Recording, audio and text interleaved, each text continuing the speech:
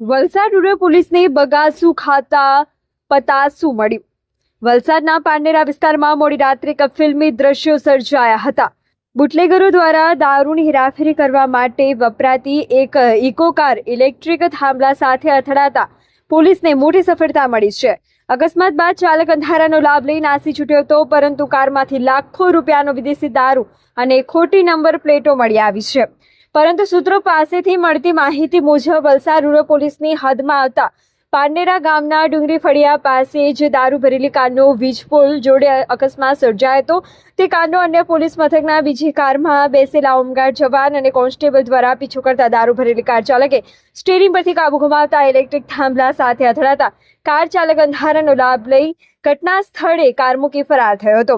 થોડાક વખત પહેલા પાંડેરા ડુંગરી ફળિયા વિસ્તારના નિર્દોષ યુવાને જીવ ગુમાવ્યો હતો। સૂત્રો પાસેથી મળતી વિગતો મુજબ હોમગાર્ડ જવાન અને કોન્સ્ટેબલ જવાન પણ ત્યાંથી ફરાર થઈ ગયા હતા। પેટ્રોલિંગમાં રહેલી પોલીસને જાણ થતાં તેઓ તાત્કાલિક ઘટના સ્થળે પહોંચ્યા હતા। તપાસ દરમિયાન કારમાંથી ભારતીય બનાવટનો વિદેશી દારૂ, વિસ્કી અને વોડકાનો મોટો જથ્થો મળી આવ્યો હતો।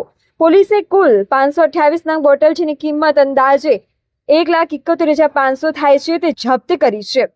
પોલીસ તપાસમાં ચોંકાવનારી વિગત સામે આવી છે કે કાર પર લગાવેલી નંબર પ્લેટ GJ 15CR1914 ખોટી હતી।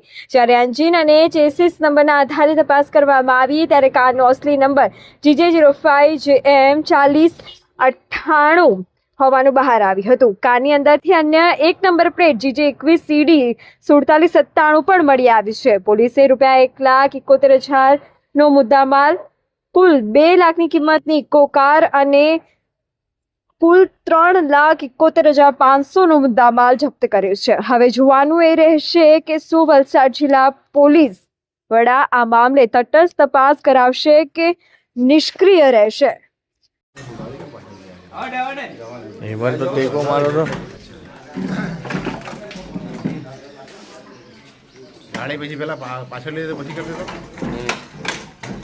એ બરાબર જ છે લાકડો ટેકો મારવાનો ને બરાબર જ છે નામ જરાક લાંબુ કરી નથી।